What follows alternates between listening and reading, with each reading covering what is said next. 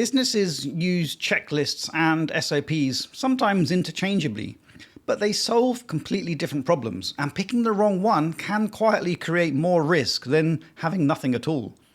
A checklist answers the question, what needs to be done? It's a concise, ordered list of steps that an experienced person uses to verify they have not missed anything. Think of a pilot's pre-flight check.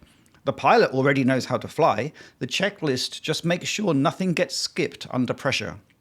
An SOP, or a standard operating procedure, answers a different question. How should this be done, by who, and why? It's a detailed written guide designed to produce a consistent outcome regardless of who is doing the task. It includes all the context, responsibilities, and rationale. Think of onboarding a new hire into a client-facing role. Without an SOP, every manager runs that process differently. Both are, of course, documents, and both list tasks, but one is a memory aid for someone who already knows the job, the other is a guide for someone who does not. And that distinction is everything. So here's the single question that determines which tool you need. Would a different person doing this task produce a meaningfully different outcome without written guidance? If the answer is no, then a checklist is enough. The steps are known, the person is skilled, and the document just keeps them consistent. If the answer is yes, you need an SOP.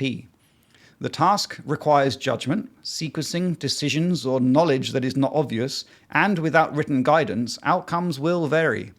Take a monthly invoicing run. A skilled finance manager does not need to be told why invoices matter or how accounting works.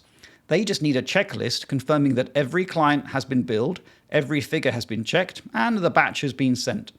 That's a checklist job. But training that same manager's replacement, well, that's an SOP. Both failure modes of these are quiet. Neither announces itself. Use a checklist on a high discretion process and you create false confidence and steps get ticked off, but the outcome varies because the document never explained how to handle the judgment calls.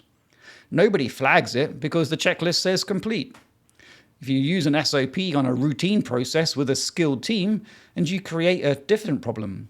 Competent people slow down to read documentation they don't need. Worse, over-documenting routine work signals that you do not trust your team's expertise, and that quietly erodes ownership.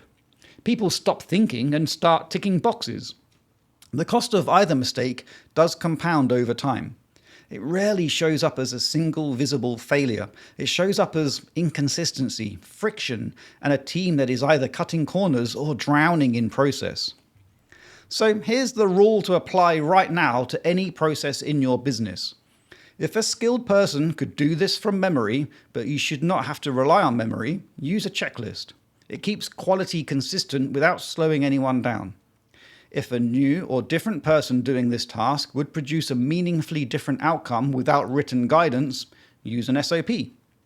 Consistency, compliance, and bringing someone up to standard are SOP territory. And if you're unsure, start with an SOP. You can always strip it back to a checklist once the process is stable and your team is confident. The reverse is harder to recover from. If that was of value, subscribe to the channel for one real business question answered every video. For the same clarity in writing, the website and newsletter is 5minutebusiness.com.